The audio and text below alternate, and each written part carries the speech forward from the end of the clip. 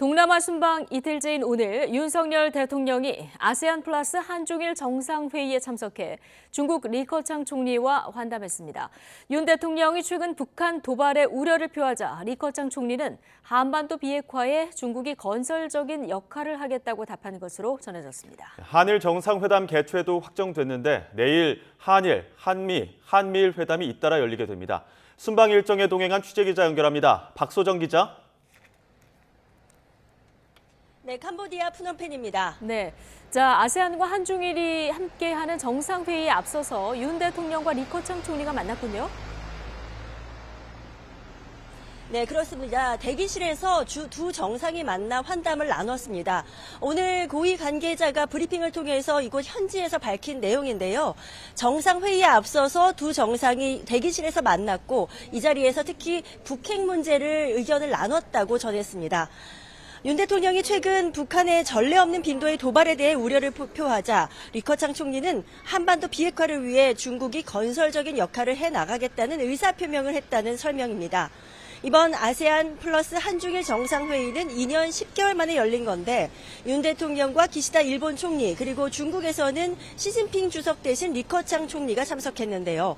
윤 대통령이 리커창 총리와 직접 대화를 나눈 건 이번이 처음입니다.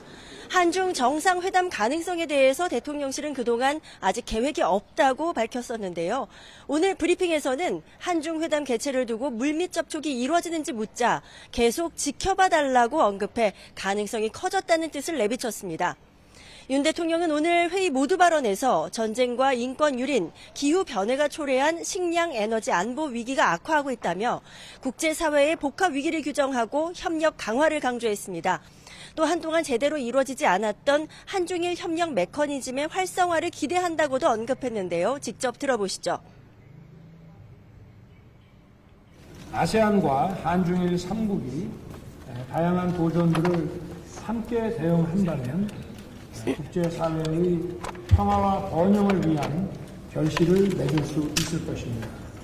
한중일 정상회의를 포함한 3국 협력 메커니즘도 조속히 활성화되기를 기대합니다.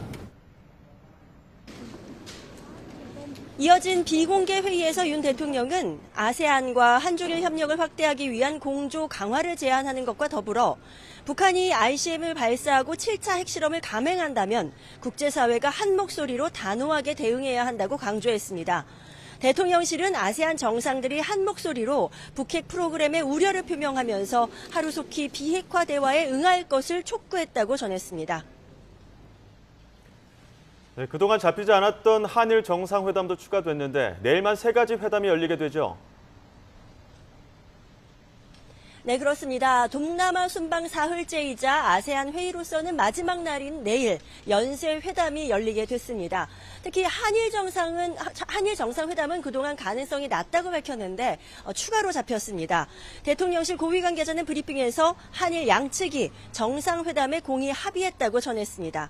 변동 가능성은 있지만 내일 오후에 한일, 한미, 한미일 정상회담 순서로 열리고 각각 30분씩 진행될 것으로 보입니다. 북한의 7차 핵실험 전운이 감도는 가운데 열리는 회담들인 만큼 큰 주제는 북핵 관련 논의가 될 것으로 보입니다. 대통령실 관계자는 한미일 안보 협력의 초점은 역시 북한에 맞춰져 있다고 설명했습니다.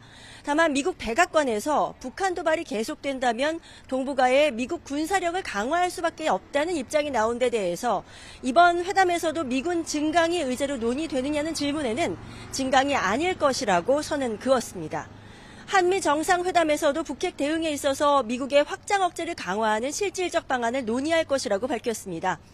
이와 함께 한미 회담에서는 미 인플레이션 감축법, IRA 관련 추가 논의가 나올 텐데 고위 관계자는 윤 대통령이 어떤 형태로든 이 문제를 제기할 것이지만 바이든 대통령이 얼마나 구체적으로 말할지는 가늠하기 어렵다고 답했습니다. 한일 정상회담은 지난 유엔 총회를 계기로 열린 약식회담에 이어서 두 번째가 됩니다. 첫 회담은 관계 개선 필요성에 공감하는 인사 차원이었던 만큼 이번에는 강제징용 배상금권을 포함해 위안부 문제 등 과거사 문제가 얼마나 다뤄질지가 관심입니다. 지금까지 캄보디아 프놈펜에서 YTN 박소정입니다.